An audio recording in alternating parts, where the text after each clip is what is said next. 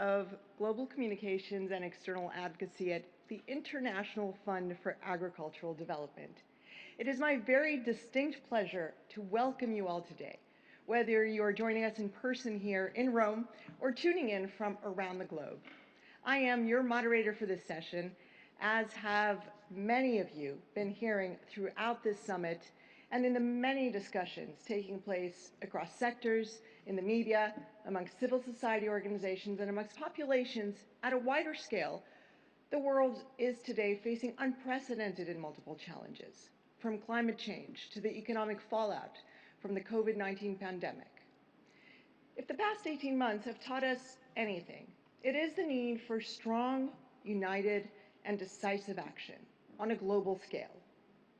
At a time when human health and that of our planet are intertwined like never before, it is clear that to protect both, we need to tackle the failures of our food systems, which are rapidly deteriorating. And that means we need to change the way we produce, we process, transport, and market food. And we also need to ensure that the people behind these processes, and as a matter of fact, the people behind our plates, are at the heart of our decision-making moving forward. So in this session, we will address the issue of financing as one of the key areas which needs to grow collaboratively and become more agile as we transform our systems. This is a fundamental issue because one thing is for certain: we need better finance to have better food systems. That is why, for this and in this session, mobilizing trillions, financing, and leveraging the pivotal role of public development banks, we get to the heart of this very important topic, which hones in on key solution being proposed as a concrete way forward. How can public development banks make that happen? That is what we will be discovering throughout this session, in which we want to stimulate ideas, commitments, actions. So without further ado, let me introduce our eminent speakers. I would like to start the session by welcoming our president, Gilbert Humbo, of the International Fund for Agricultural Development. We will also be joined virtually during the opening part of this event by His Excellency Daniele Franco, the Minister of Finance for Italy. Her Excellency Karina Gould, the Minister of International Development from Canada. His Excellency Arkom Termpetaya Paisit, Minister of Finance for Thailand. It's my pleasure to kick off this session with opening remarks from our IFAD President, Gilbert Humbo, who has been championing this public development initiative from the very start. President Humbo, welcome. You have the floor, sir.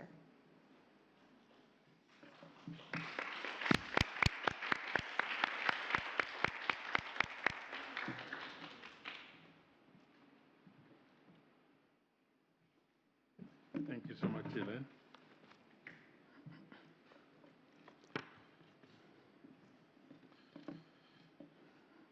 Excellencies, good evening to all of you, and thank you so much for joining us for this session. You know, when we were preparing for this food system pre-summit, we came to the conclusion how critical it is for us to address the financing issue of the global challenges that we have in the food system. So I'm very, very pleased to be here today and that you join us. Thank you so much for your participation in what I really hope will be a very lively discussion. And I will zoom into the small-scale farmers. As you know, IFAD, 100% of our business is about the small-scale farmers and the rural transformation. And we know that they do produce 1/3 of the world foods, but they are also at the front line of the climate change.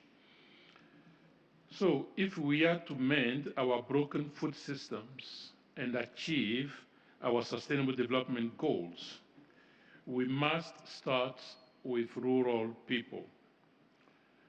To improve their food security and their livelihoods, to adopt sustainable agriculture techniques and build their resilience, rural people need greater access to finance, greater access to technology, greater access to knowledge, and obviously greater access to markets.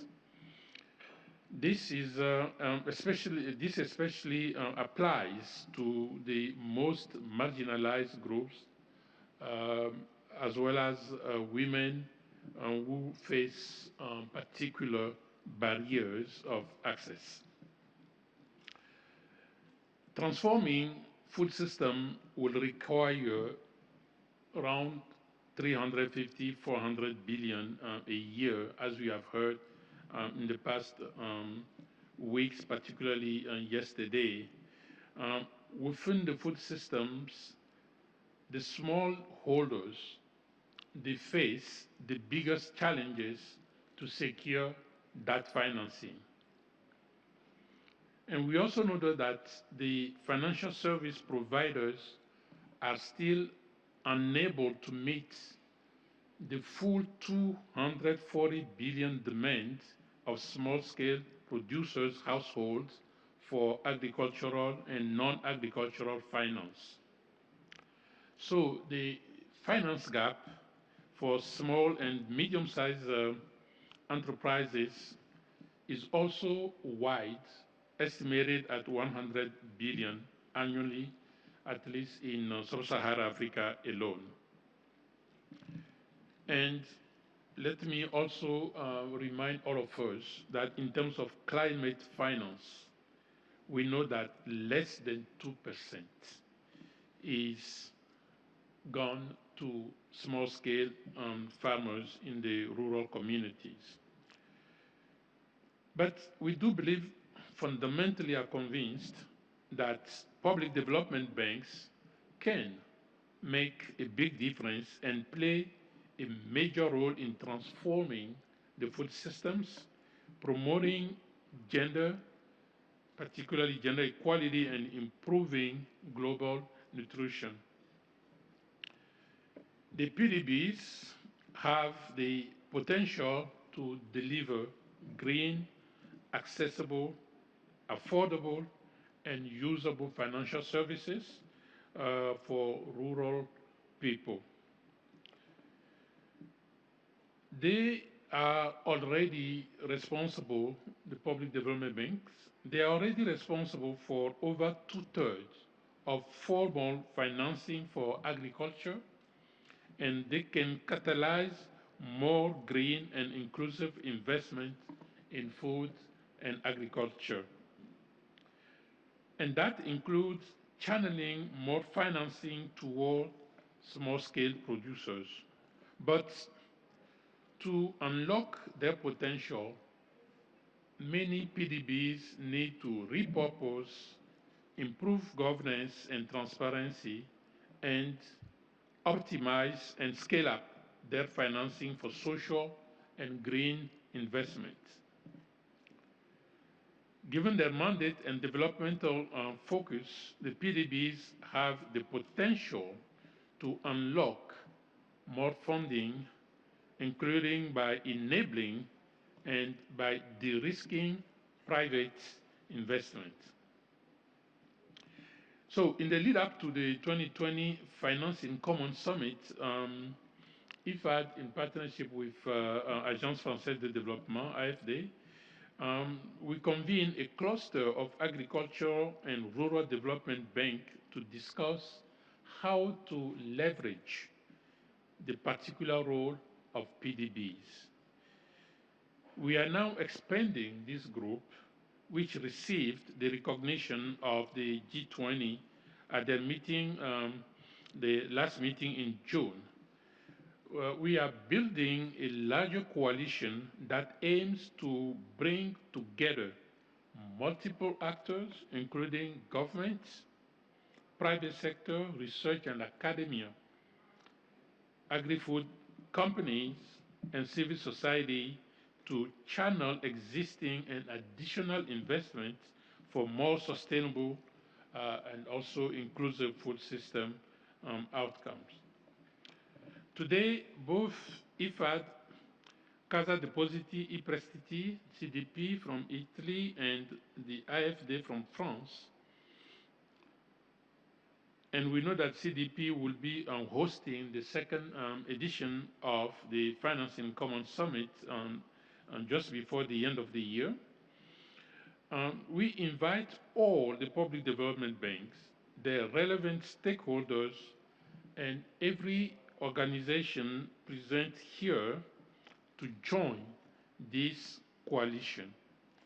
I sincerely hope that the outcome of this session will be a strong support of this coalition and proposal for how we can take this initiative forward. Because I do believe this is an opportunity that we cannot and should not miss for contributing to the transformation of the food system. This is what it is about. Thank you so much.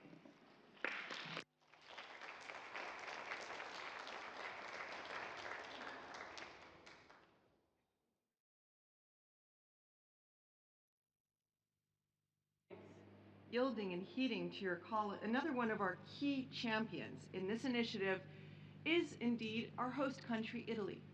Under the presidency of the G20 this year, Italy is reaffirming its global leadership in the promotion of sustainable food systems, including through innovative public-private financing mechanisms. And that's why I'm very honored to introduce the Minister for Economy and Finance of the Italian Republic, His Excellency Minister Daniele Franco. Let's hear from His Excellency now. First of all, let me thank the International Fund for Agricultural Development, IFAD, and its president, Mr. Ongbo, for inviting me to open this important event today. The health and socioeconomic impacts of the COVID-19 pandemic have compounded the multiple challenges that the world was facing before the health emergency erupted. I'm referring to climate change, biodiversity loss, hunger, poverty, and rising inequality. A crucial challenge ahead of us is addressing the failures of our food systems, a goal that lies at the intersection of the protection of human health and the health of our planet, which have been shown in the recent past to be strictly intertwined. This priority ranks high in the agenda of the G20 under the Italian presidency, that has chosen the 3 Ps of people, planet, and prosperity as its priorities. For a prosperous future of people and of our planet, food security, adaptation to climate change, and biodiversity preservation are keys. Achieving these 3 goals requires a radical change in the way to produce, process, transport, and market food. Recent estimates suggest that transforming food systems in the direction that I just mentioned will require from $300 to $350 billion per year for the next decade. Clearly, we must mobilize large amounts of finance and ensure that these goes into investments that are aligned to sustainable goals. The development of public development banks will be fundamental in this process.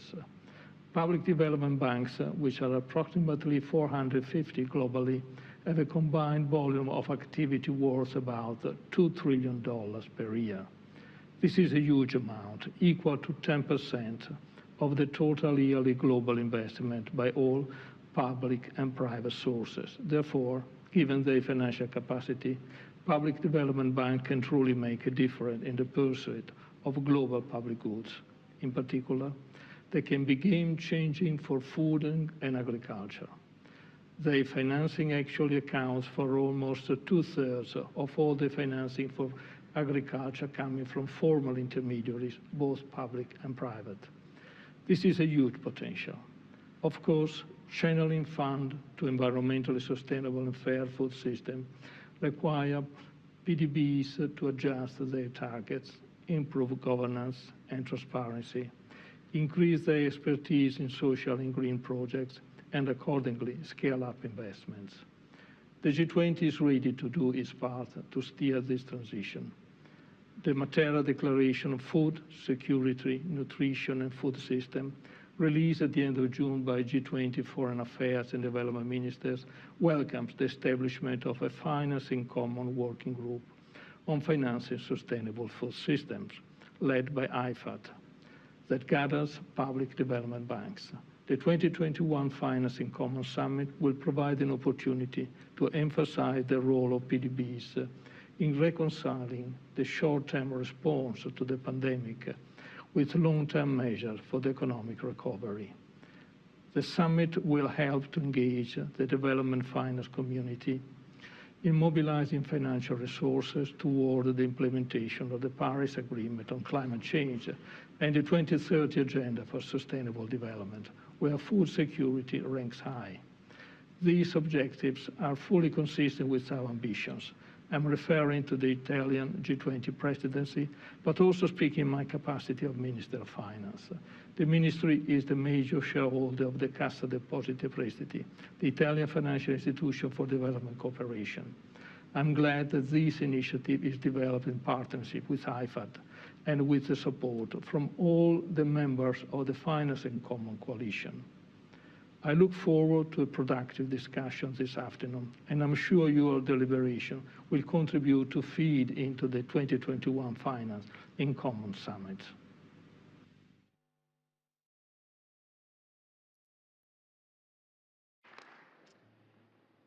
Thank you so very much, Minister Franco. We very much look forward to our continued partnership, indeed with Italy, in facilitating the role of public development banks to come together as a key solution to furthering developing economically, socially, and environmentally sustainable food systems, which is part of meeting our 2030 agenda. A 2030 agenda which requires nations around the world to move from commitments to action through broad-based inclusiveness, making sure no one is left behind in the process. And that's why I'm also very honored to have Her Excellency Karina Gold, Canada's Minister of International Development, here with us today. Canada has been showing the way, promoting inclusive recovery through its co-leadership on the Financing for Development in the Era of COVID-19 and Beyond initiative. Its feminist international assistance policy places gender equality at the heart of its support, and with the establishment of FINDA Canada and the Equality Fund, Canada is promoting new ways of gender-responsive financing for the Sustainable Development Goals. Your Excellency Karina Gold, welcome, and you have the floor. Great, well, thank you so much, and thank you to everyone at IFAD and at the Food Systems Summit for bringing us together for this important conversation. Every disaster also contains seeds of opportunity, and true to form, the pandemic is showing us what needs to change. It became clear that food systems needed an overhaul. They need to be redesigned to be more resilient and more inclusive so that everyone is included in every stage of the redesign process, and so that we can feed the world in a way that the planet can sustain. Canada believes that gender equality and innovation should be the hallmarks of that process. As breadwinners, farmers, and business owners, women still face discriminatory barriers when they try to access financing. Pervasive discriminatory laws and cultural norms in many countries prevent women from securing property rights, controlling or owning agricultural resources such as livestock and seeds, accessing financial services, and getting into markets. Despite the dominant role women play in the work of agriculture, they are only 20% of landowners. And yet, evidence indicates that if women had the same access to productive resources as men, they could increase their yields by 20 to 30% and increase agricultural output by up to 4%. So what are we waiting for? Including women in the redesign and implementation of food systems is a no-brainer. The question is how. Public money will not be enough. We need innovative partnerships with private capital sources, and we need to expand our own toolkits. This includes new products based on women's needs and constraints, meant to help smallholder farmers adapt to economic and climate shocks. Those of us engaged in this session are in a position to leverage the support that is needed. There are 450 public development banks around the world doing $2 trillion in business at the local, regional, and national levels. They account for 2/3 of formal financing for agriculture. Over the last year, Canada provided $340 million in concessional loans to IFAD. We know that public development banks are in a unique position to understand the financing needs of local communities and to design programs that help to take the risk out of private investment. By making gender equality part of your investment strategy, you ensure that women entrepreneurs have the same financial access as men. You can target green capital so that it benefits women as farmers, entrepreneurs, leaders, and community members. And collectively, you can set a gold standard for private investors on how to achieve gender and green outcomes. In this way, you ensure that women participate in decisions and help design and implement projects. For our part, Canada is promoting innovative, gender-responsive financing, including through our efforts to advance women's rights, leadership, and decision-making in agriculture and food systems. And I look forward to working with you and hearing more about your innovative solutions. Thank you.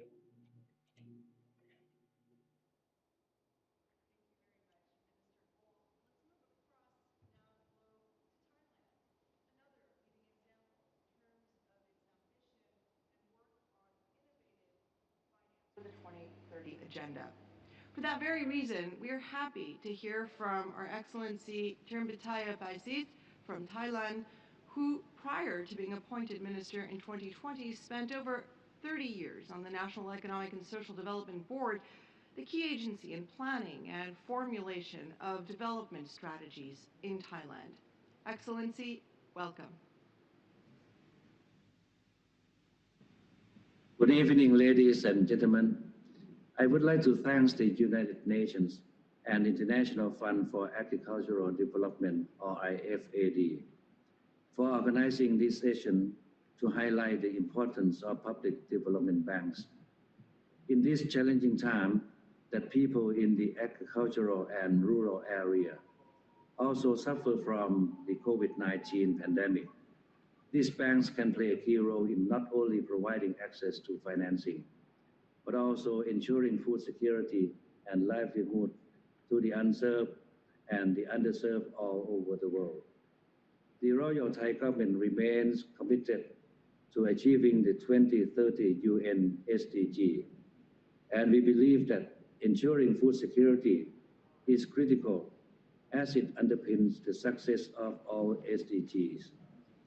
Thailand has become a major exporter of food and agricultural products, and we are proud to be regarded by the international community as the kitchen of the world.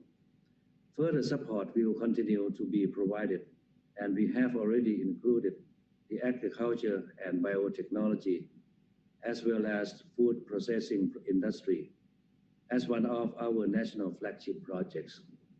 This will help leverage Thailand's competitive advantages in the agricultural sector to become a bio-circular and green economy, or BCG.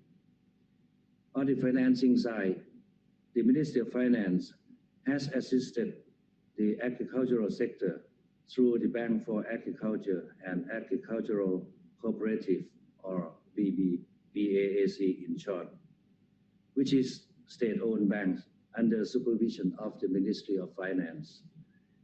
Founded over 60 years ago to provide affordable credit to farmers, the BAAC is now becoming a sustainable rural development bank, helping farmers, entrepreneurs, and their communities in all parts of Thailand to increase not only their productivities, but also their livelihood in a sustainable way. The BAAC has now provided credits to 4.3 million farmers out of 7.6 million farmers, or 57%, and help support the price stabilization program covering 6.9 million farmers, or 91%.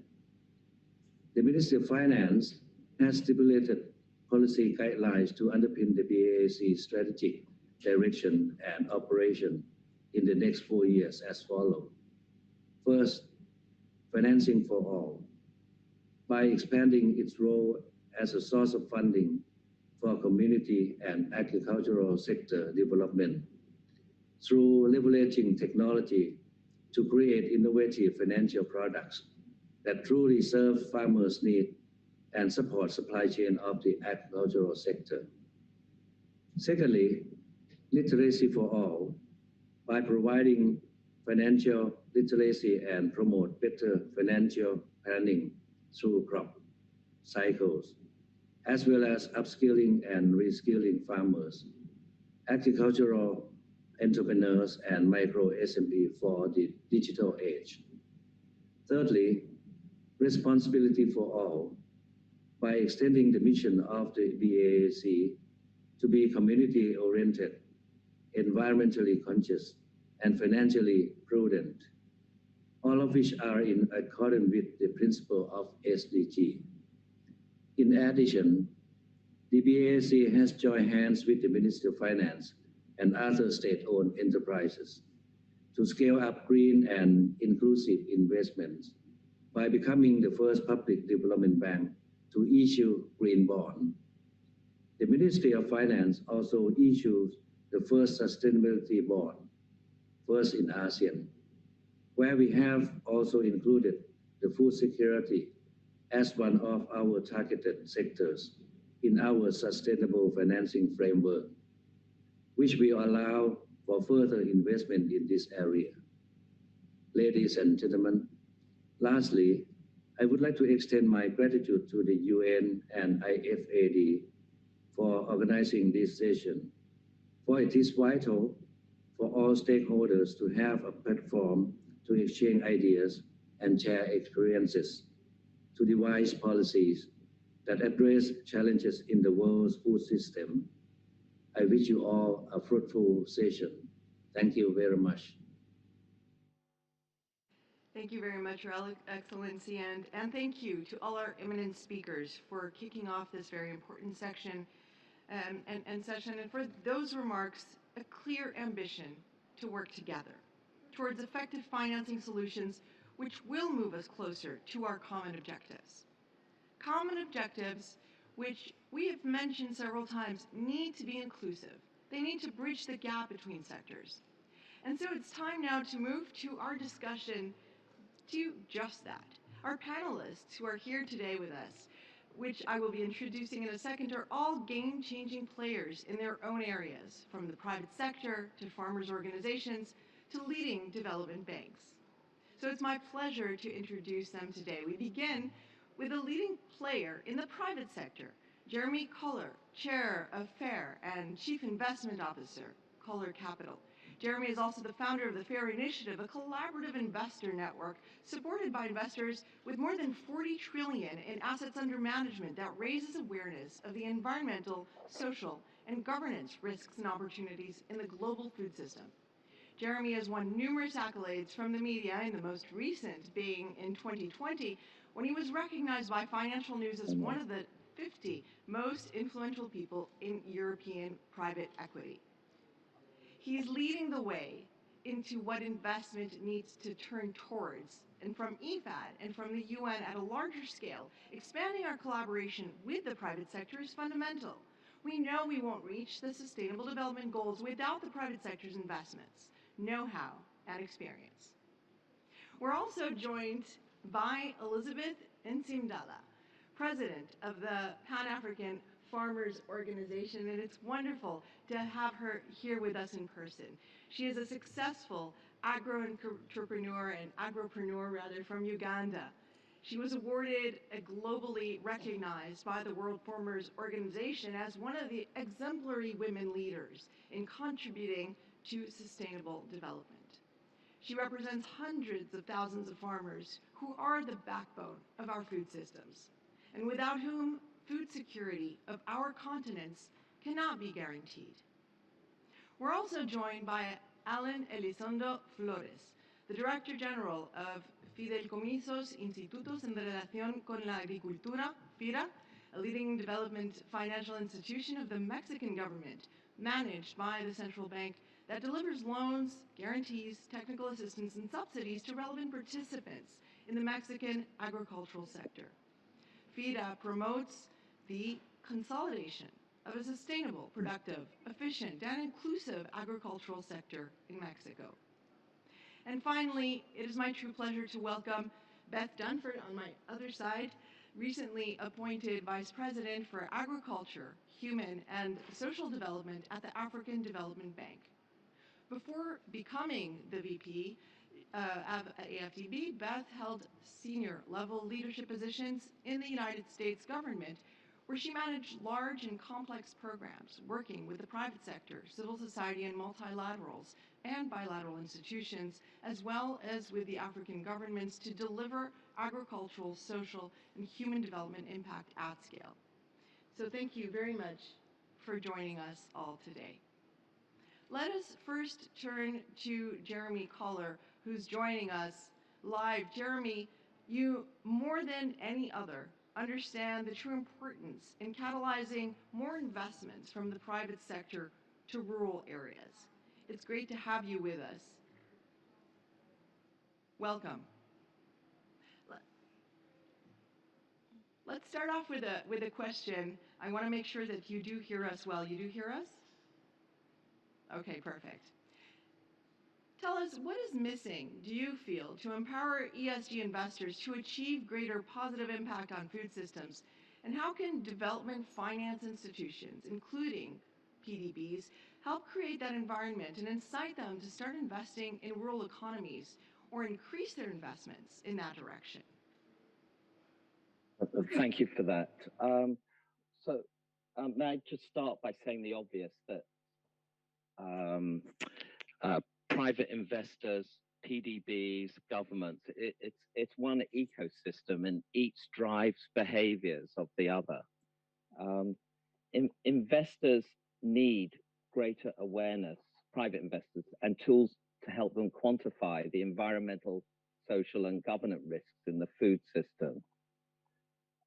The animal protein producers are exposed to a myriad of environmental and social risks, which we've spoken about, which have been very nicely mentioned, about global food security, but they also hit the bottom line.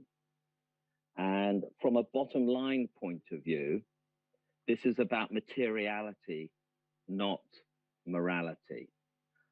Pension plans, insurance companies, institutional investors have a fiduciary responsibility to maximize returns. ESG, environmental social governance, a bit like SDG, but ESG gives a lens to look at investments.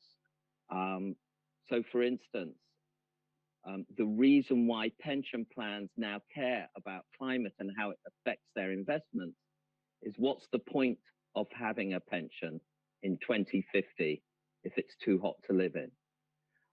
And looking through that lens, from a bottom line point of view, livestock is responsible for more emissions than the whole transport sector, 14.5%. And we will expect carbon pricing, taxes coming in. We could see regulation. We could also see class actions against big food companies. And so FAIR has researched and analyzed the largest 40 meat companies and found that they could lose up to 11 billion in cash flow, in EBITDA and profits by 2050, just through carbon taxes. And so, that's without regulations and class actions. So it's about materiality, not immorality. From a sustainability point of view, a sustainable food system is key to achieving the UN's Sustainable Development Goals. But today, 1 billion tons of grain is used to feed livestock. And yet that same grain could directly feed 3.5 billion people. We're now feeding 75 billion livestock for 7.8 billion humans. And investors play their part through ESG by being active owners. So from an investor perspective, the mandates of the development banks need to be realigned with the global goals on climate and nature. It seems crazily disjointed that PDBs are working towards a net zero world, and on the other hand, investing billions of dollars in old-fashioned factory farming. There is a major opportunity for developing countries to leapfrog to new food technology and ag tech. And this will enable us to reduce emissions, restore nature, and create millions of jobs. We also need to shift the billions in agricultural subsidies to a more sustainable system. So what we're saying is government, public development banks, and institutional investors need to work together using the lens of ESG to invest in a more sustainable future. Thank you very much for that. Just very quickly and very briefly, the Farm Animal Investment Risk and Return Initiative, which you lead, as a matter of fact, is the fastest growing ESG network in the world. It now represents $40 trillion in AUM. What's driving this growth, and what are your expectations for the future, in a nutshell? Because we do have to Sure. to include others. I hear you. I hear you. So FAIR investors need data. FAIR provides data and a hub for investors to engage with companies. So one example would be antibiotics. In 2016, KFC, Burger King, McDonald's, Wendy's, all 20 global restaurant chains did not have an antibiotics policy. But through FAIR's research, these 20 restaurant chains that had no antibiotics policy, by the end of 2019, the owners were able to engage with these companies, and all 20 restaurant chains had antibiotics policy, which reduces risk for investors. And there are also climate tools as well. I'll let you move on. Thank you so very much, and definitely a lot of knowledge there, knowledge that needs to be shared, and this is why we are working on a cross-sectorial approach. So thank you again for this. From your perspective, Elizabeth, representing farmers across Africa, a strategic continent which brings so much to the table when it comes to food and agriculture, what do you think are the main priorities of African farmers' organizations with respect to the financial ecosystem today? Where do you think there are key gaps and main areas of progress? And what is the specific role, do you think, of public development banks in this ecosystem? Yeah, thank you so much. And I want to start by saying that I'm super excited with the theme of this session, Mobilizing Trillions. The excitement from the farmers is that now that you've given us a space on the table, we hope that after mobilizing these trillions, we want to be left in the kitchen and the cake will be taken at the dining. We want to be there to cut the cake in pieces and know how many pieces are going to the smallholder farmers, which of course, as we speak now, is the biggest challenge in terms of accessing agriculture financing. We all know that, of course, agriculture financing is not enough. There is a huge gap in terms of the financing to the agriculture sector. And the Africa Development Bank, in Africa's perspective, tells us that agricultural lending portfolio is about 5%. Having said that, and having put the food systems transformation at the center of the discussions today, we really need to see investments that are going to build the resilience of these food systems that are going to build, the infrastructure. But that infrastructure has to prioritize the needs of the smallholder farmers. And these needs are ranging from the financing for production. You will need more food. You will need nutritious food. But then for farmers to produce this food, they need to have access to inputs for production. They need to access fertilizer. They need to access seed. They need to access livestock varieties. When it also comes to the risks that we are seeing now, the climatic shocks and other extreme shocks, we really need to have a risk management fund that is going to be put in place to manage some of these risks. Again, from the African perspective, we know that, of course, we've been more dealing in raw products, but it's time now to change into agro-processing, and this will require investment in terms of infrastructure to do agro-processing. We will need storage facilities. The fresh vegetables that you require here will need, cold storage facilities to be put in place. This cannot be done by the farmers without the capacity, because you need them in a nutritious form. So we need to build the capacity of the farmers, but also the capacity of the farmers' organizations to be able to offer sustainable services to their membership, who are the farmers. What we're seeing now is that the cost of financing and the affordability is not there for the smallholder farmers. We need to see a financing for smallholder farmers that is affordable. We need to see the risking the agriculture sector. It's not about the talking that, we've mobilized so much funding. We need to know how much is going to the farmers, especially the smallholder farmers, because our experience with the financial institutions have shown that financing for agriculture is very expensive, and it's because usually it's short-term. The agriculture, for example, if a farmer is borrowing money to raise a dairy animal, probably maybe it will take a whole year, but the financier will expect the farmer the following month to start paying interest on that loan. So this has been a bit challenging for the farmers. Again, farmers lack information on the financial products that are available. So we would want this information to be available for the smallholder farmers. What we've seen is that large financial institutions barely support smallholder farmers.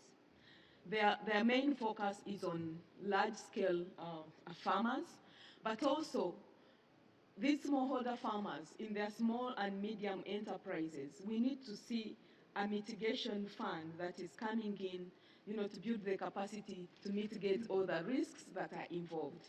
When it comes to public development banks, we've not really seen their impact. We've not felt their impact as smallholder farmers, and I think it's time now. This is the right time that these public development banks put farmers at the center of their discussion. I know time is not on my side, so I will be available to come back to give more points on these issues. Thank you, and over. Thank you very much. And a key point here is that public development banks can make themselves be heard, can be felt, but for now, they're not felt enough. Smallholder farmers can benefit from a strong coalition as PDBs come together. And that is why actually we're bringing in from all the way from across the globe one of the key actors in the development sector and development banking, Alan, who is joining us. Mucho gusto. As we have been discussing here, the public development banks have the financial power to transform food systems, especially if they come together. So using FIRA as a successful example, how is FIRA attracting impact-oriented capital into its operations? And as Director General, how have you managed to merge considerations of social inclusion, including gender, into your green portfolio? Thank you very much. And Well, I would also like to thank for having FIRA in this conversation and being able to share our experience. Well, in order to answer this question, you need to start by describing very briefly how our agricultural system works. And it is mainly divided into two areas. One, which is the export sector. It is a thriving sector. It has been increasing since the signature of the North American Free Trade Agreement, and it today is exporting 40 billion US dollars. So this is a very successful part of our agricultural sector. But simultaneously, you can see less developed industry developing in the south, and they typically would lack technology, and where our statistics of poverty are very concentrated. So ourselves as a PDB, we need to serve both sectors so that our agricultural sector keeps increasing. Now, starting with the green portfolio, I will say that it has been rather demanding, and also something that large companies start to care about. Is all the technologies that relate to a green portfolio. So, for example, solar panels for cold chain for perishable food companies would ask for these technologies. The same for high technology greenhouses, and then for companies that do these exports, large scale irrigation systems, and also large Mexican forestry companies. So what we observe in this half of the agricultural sector in Mexico, it's a demand for these products, and we have the tools to finance these technologies. But going to directly to your question, the real challenge is to go downside into the social inclusion portfolio and simultaneously introduce these technologies. So from FIRA, we see at least three challenges that need to be overcome to attain this level. The first is that when you are talking about these small producers, you need to make a business case for them that these technologies will merge sustainability, but also better productivity. So they see an attractive point of view, and in order for them to adopt it. Let's say, for example, conservation agriculture. We do an important task of transferring this technology, talking about the gains in productivity, not only in the quantity of, let's say, maize that is produced, but also in the reduction of costs. And then once we have done that, we transfer this technology, we go with them and then show them the benefits directly with the machinery that is necessary for adopting this technology. So that will be the first challenge, merging this sustainability with productivity argument. The second one would be to have the specialized financial institutions that will go this size of loans. Typically, a banking institution would not go below a 20,000 US dollar limit. So you need to work with the non-bank financial institutions that do specialize in this size of loans. So FIRA, as a second-tier institution, today works with 80 financial intermediaries. Out of them, 56 are specialized financial institutions that do specialize in regions or in certain sectors, or particularly in medium or small income population. So that will be a second challenge, how to gather this network of intermediaries to transfer these resources. And finally, and most important, you need to work with these producers for them to have an open market. Large companies, they will demand these technologies because they have an open market, typically an export market. But the small producers, they do not have that. So it is, on our point of view, equally important to help them to open a market for selling their products, as important as giving the financing. And this is what our institution has been doing. We have presence in all the countries so that we go identify these companies that can buy these products and then link together so that having these three challenges resolved, then you can originate small loans that are sustainable, socially inclusive, and then packaged together in order for issuing debt into the markets. Thank you. And very briefly, what do you think is needed for scalability of the model you've just described and the approach? Okay, this is important.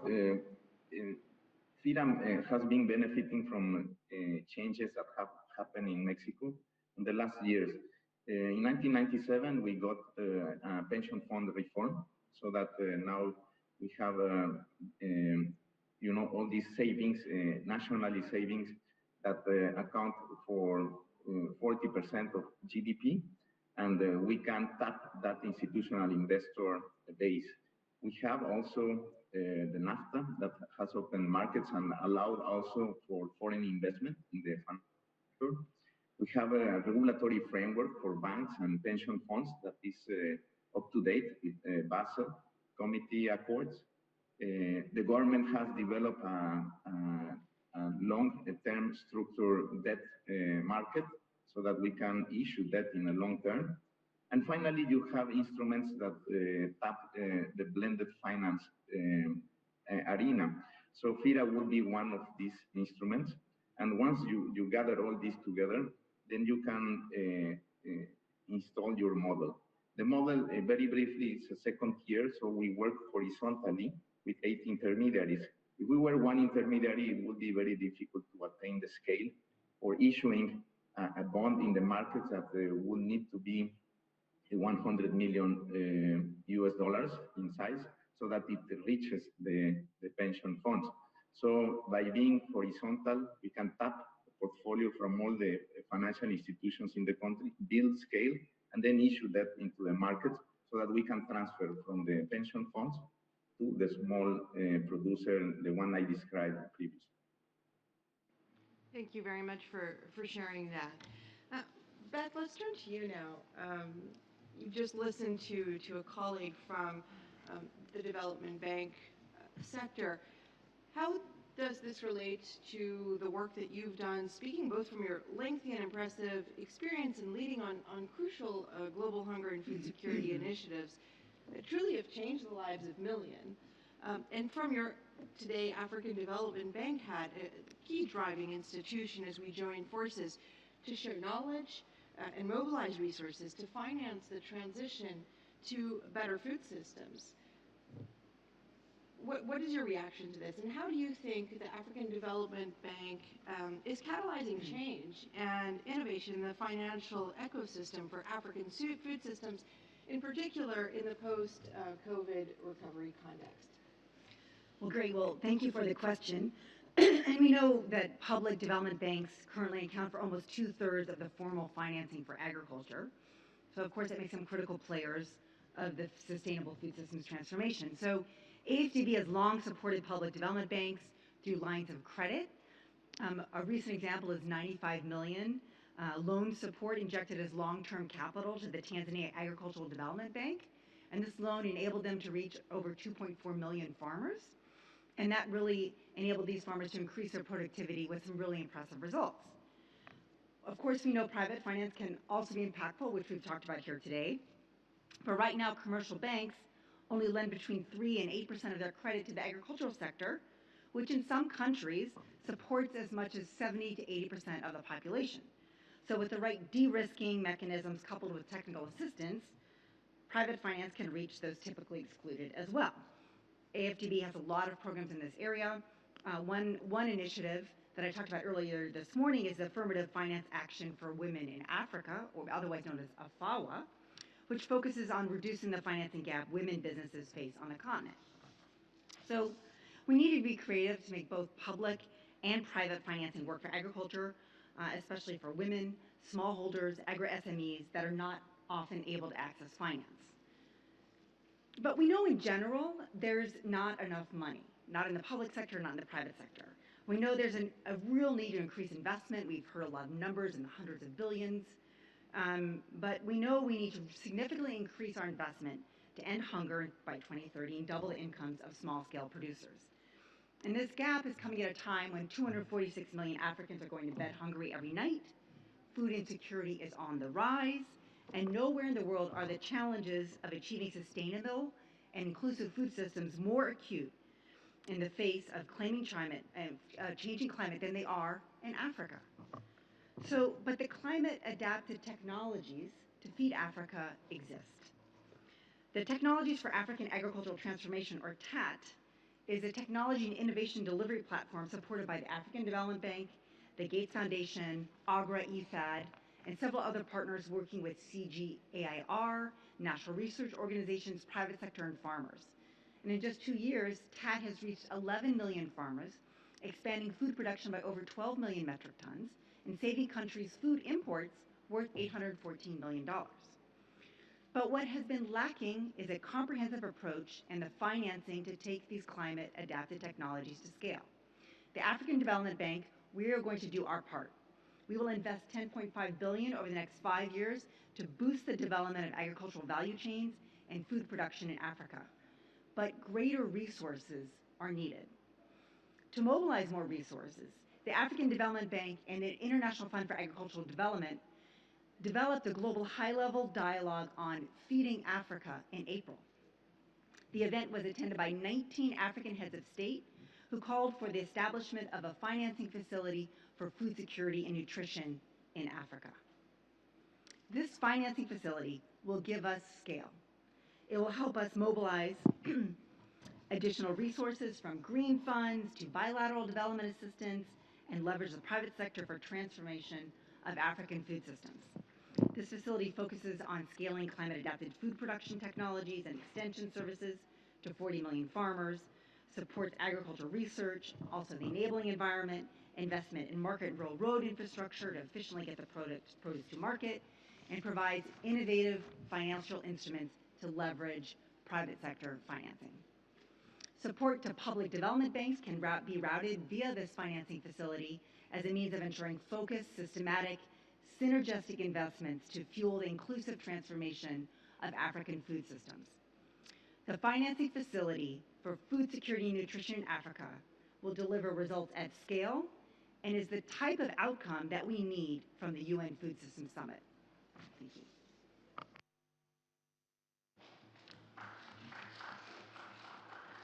Thank you very much. And as we move forward, it's wonderful to hear the different solutions, the different ways to start moving forward and bring this public development bank solution as a game-changing solution. Just very, very quickly, before we move on, I just wanted to recap just a little bit and to see, as we are bridging the gap between these different actors, we've had the opportunity to hear from the private sector, to hear from development bank actors, to hear directly from representatives from farming and small-scale farming in particular, who really are the backbone of us going forward. At the same time, we understand that this dialogue needs to happen. I think that is what you were referring to earlier when you were talking about the fact that we don't feel it enough. Do you believe, and just to sum it up very quickly, that engaging in these conversations today are going to really present a new way forward as we go back to the roots of dialogue with rural farmers, with local populations, making sure that the solutions that we're talking about from the development banks actually meet the needs and the core needs, but the core realities as well, and the knowledge that comes directly from the farmers across the different rural areas. Yeah, thank you. I think as we speak, yes, we know right now we are speaking from the conference room at FAO in Rome, but we need to understand that actions happen on ground. That is where the rubber meets the ground, and that is at national level. So this is where we need full engagement and commitment of the national government, especially when it comes to the policy area. We need to have favorable policies that are enabling, that are farmer-faced, that prioritize the farmers. So I think for me, we can talk and talk, but again, we need to remember that action is going to happen at national level. So the national governments have to prioritize this and have to make sure that in whatever happens at national level, farmers have to be at the center. Thank you. Thank you very much. A very important call. And We've heard from these four wonderful speakers about the need to work together, to collaborate, to share the expertise, to ensure that right financial instruments are developed in an agile way for them to meet the needs and the realities of both small-scale farmers and big private investors. And that's what we're working on together. So thank you again very much for your unique and critical points of view on this. And with no further ado, I am now pleased to turn to the final part of this program and global thinking. In this part of the program, we are going to be looking at what we've talked about. But how do we move from advocacy, from discussions, to actions, to solutions that are going to take us forward? I'm glad now to introduce our Vice President of IFAD, specifically to kick off this important last part of the program, Dominic Ziller. Dominic gives strategic direction to our institution and promotes corporate approaches and solutions. We will also be joined by Antonella Baldino. She's the Chief International Development Finance Officer at Cassa Depositi e Prestiti, the Italian national promotional institution. And by Rémi Rioux, the CEO of the Agence Française de Développement, the French development agency. He is the chairman of the International Development Finance Club and the host of Finance in Common 2020. We're first going to turn the floor to IFAD's Vice President, Dominic Ziller. It's a pleasure to have you with us today. He joined IFAD last year with a long expertise in international development cooperation, and today this expertise serves him tremendously well as Vice President of the only specialized global development organization exclusively dedicated to transforming agriculture, rural economies, and food systems to make them more inclusive, resilient, and sustainable, and an institution with a long experience in assembling development finance, and that is IFAD today. Dominic, what has been your reaction to what you've heard today? How do you think we can assemble forces to unlock the potential of these public development banks, which are at the core of a game-changing plan today? Thank you, Helen. Yes, I was not really surprised to learn during this debate that we all think that the public development banks can play and must play a crucial role in financing the transition to more sustainability in the food systems, to more equitable food systems, to food systems that work for all, and especially for the world's rural populations. It's small-scale farmers who grow a third of the world's food. The President mentioned it in his introductory remarks. In some countries, this goes up to 80%. And still, these farmers often remain in poverty. Frankly, let me be very outspoken, that is a scandal. That is a scandal. They provide the most important goods for survival of mankind, and they still go hungry, they still live in poverty. I really like the picture of the cake that is prepared in the kitchen and the people working in the kitchen wanting to come to the living room and also have a slice of that cake. That's what we need to manage. And with the public development banks, I think they have a game-changing power. With their public mandate, with the magnitude of their investment, they can be central levers within the financial architecture to mobilize, assemble and channel sustainable investments. They can crowd in private investment. They can give guarantees. They can organize structured funds. They can do microfinance, tailor-made to the needs of the rural populations, also with long tenors so that the farmer who has the cow does not have to pay interest rates from the first day. And they can also do equity participations in institutions that foster small-scale farmers. So we also have to recognize that this is not going to happen automatically. To unlock this potential, many public development banks still need to improve their governance and their transparency. They need to strengthen their capacities. And to leverage further financing, they also need to assess and report environmental and social impact. Common metrics we will need on that. Otherwise, we will never have common parameters. None of this can be done in isolation, nor should it be done in isolation. The public development banks can do a lot by sharing expertise among themselves. And IFAD, through our portfolio, especially through our programs like the Adaptation for Smallholder agricultural program that is tackling climate challenges, but also through our private sector window, basically providing all the tools that I just listed, we have our own experience in IFAD, how we channel finance, including climate finance, to the poorest, to the most vulnerable in the rural areas. We are building on the initial work of a group of committed public development banks created with the Agence Française du Développement support at the Finance in Common in November, recognized by the G20 as well in June. We are looking to expand that group to member states, the private sector research institutions, and the civil society. Their involvement will be crucial if we want to create an enabling environment and shared metrics, to measure impact, but also to provide the technical assistance and to strengthen the public development bank's capacity to develop accessible and affordable financial products for the rural people and the SMEs, and to catalyze private investments. That's the most salient point.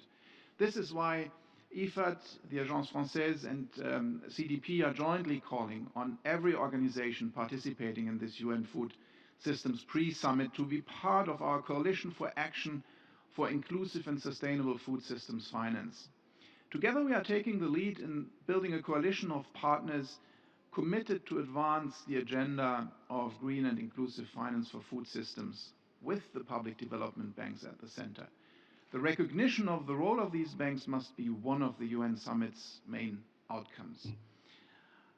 As a first concrete key action of the coalition, we should see the establishment of a global platform for the public development banks to share best practice, to facilitate technical cooperation, and to set up innovative partnership. But let me say one thing before I conclude here. Budgets are shrinking, and public development banks are supported very often by the treasuries. And budgets are shrinking in developing countries, but they are also shrinking in the usual suspects, the main donor countries. And if budgets are shrinking, while we need more commitment, more engagement of these public development banks, just because of the budgetary restrictions that the richer countries are experiencing due to COVID, well, please don't forget that the poorer countries are also facing a difficult situation due to COVID, and this is not the time where you can save money on the ODA budgets. Having said that, our food systems need to deliver nutritious food to all. They need to produce food sustainable. They need to deliver incomes and to create decent jobs. The kitchen and the cake, don't forget that. We hope that many will join us in this ambitious coalition for concrete action and for strong impact. I thank you all very much.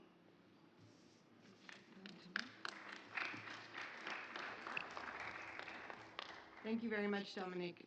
The announcement of this coalition really comes at a perfect time, and without a doubt, it is a key contribution to today's summit and an important call for action that others are following. And that's why it's my pleasure now to quickly hand over the floor to Rémi Rioux from the Agence Française de Développement. As you rightly mentioned, he's been absolutely incremental in making sure that PDBs come to the table, but also making sure that we have a global call for action that is inclusive and sustainable. Rémi, thank you for joining us. Very quickly, what would you like to add to what you've heard today? Thanks to you all, thanks to the UN, to IFAD for the invitation. I'm very happy to talk before Antonella and all our friends at Cassa Depositi e Prestiti, so active this year.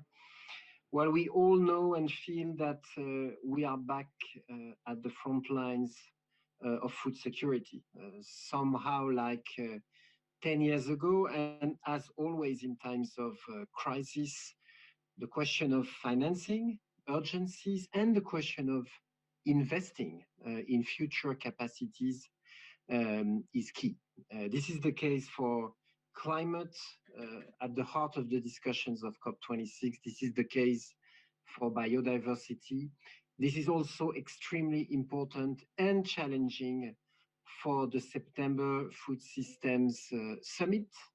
since agriculture has always been a major market failure, as reminded by all participants, and because the investment needs gaps are so huge, $400 billion a year are needed. So this is the reason why last year we launched this Finance in Common movement as a proposal, as a contribution, as a way to gather forces and enlarge our collective capacities for good, and especially for agriculture. And through that, to transform agriculture food systems, you need a multilateral effort, as it was reminded by the African Development Bank, but you also need regional, national, sub-national investment capacities embodied, mobilized by all the public development bank system. And I would say that agriculture is only natural for PDBs. You probably remember that it started in 1919 with the farming crisis in the US, with the creation of the Bank of North Dakota. Or earlier on in France, we had Crédit Agricole, when agriculture was so severely hit at the end of the 19th century. So we should revive history and remobilize all these institutions. 41 specialized public development banks for agriculture already, and we found 71 that have a very significant portfolio in the sector. So it's already a very strong basis that we can strengthen, especially in developing and emerging markets. You know the role of NABARD in India. You know the size of the Agricultural Bank of China. You know what the NDS means for Brazil, for instance. Of course, public development banks have to intervene in a renewed way. It was made very clear by Jeremy or Elizabeth in the discussion. We need to mobilize the private sector and innovate for that. So beyond our own financing, we need to factor in adaptation to climate change and biodiversity preservation in the way we do business. And we're working very hard on it. We need also to explore the One Health approach, of course, because of the current pandemic. And of course, we need to leave no one behind. Thinking of financial inclusion for smallholder farmers and their rights and SMEs. And also we need to think of Africa, where more than 1 in 5 people are facing hunger right now, thinking especially of Sahel, and you know the importance of the Great Green Wall initiative that the African Development Bank and IFAD are so closely following. So I stop by saying that the whole community of public development banks is really searching for encouragement, for stronger mandates aligned with SDG, and we all want to rally behind the IFAD banner to do more. And very important moment in September at the UN, and very important moment in October with the Finance in Common Summit. And I really want to thank the Italian government as the presidency of the G20. And I really want to thank Antonella and Cassa Depositi. They will be key in further strengthening the Coalition for Action for Inclusive and Sustainable Food Systems Finance that we launched last November. Thanks to you all. Thank you very much. A very strong call and very well received by many, and one which I'm sure resonates with Antonella Baldino, who also joins us as Chief International Development Finance Officer, as you've just mentioned, joining this call strongly as we move towards the UN General Assembly and the Food System Summit in September, and is joining this coalition very quickly. Can you give us a few closing words to this really important initiative that IFAD and many others are leading forward? Yes, thank you, Hélène, for your kind introduction. Good afternoon, everybody. It's a pleasure to be here. And let me say, I would like to thank IFAD for organizing and leading this event, calling into action public development banks and their stakeholders. And I'm honored, of course, to share this virtual stage with my illustrious colleague, Dominique Ziller and Rémi Rioux. So turning to your question, Hélène, and to the topic, which is, related to the topic and to the theme of this session, here we are really focusing on the very heart of one of the biggest challenges that financial institutions are currently dealing with. Actually, if I think to the contribution of the last 2 days at the UN pre-summit and also to the previous announcement, it becomes clear that and apparent that as financial institutions we have a challenge to deal with, at the same time an imperative to address and an opportunity to work to overcome it. So we have a challenge, an imperative, and an opportunity. And let's start with the challenge very briefly. Telling estimate provided by IFAD suggests that transforming the food system to achieve the 2030 agenda and the Paris Agreement targets will require from 300 to 350 billion US dollars per year for the next decade. Therefore, new ways of financing are required to promote a sustainable, resilient, and green growth. And this is particularly relevant for the food system, agriculture, and agribusiness sector. So this is the challenge, and then we come to the imperative, because achieving these objectives require a paradigm shift that depends substantially on the responses that government, international organizations, businesses, financial players, and civil society will be able to develop by working together. For catalyzing untapped resources efficiently, it becomes imperative to improve the attractiveness of investment across the global food and agricultural value chain, and to maximize private capital involvement. In this scenario, public development banks can play a pivotal role in providing affordable finance and patient capital to support food system transformation. In fact, public development banks constitute a large coalition of actors able to mobilize and catalyze private and public finance, both at local and international level, to achieve collective results at scale.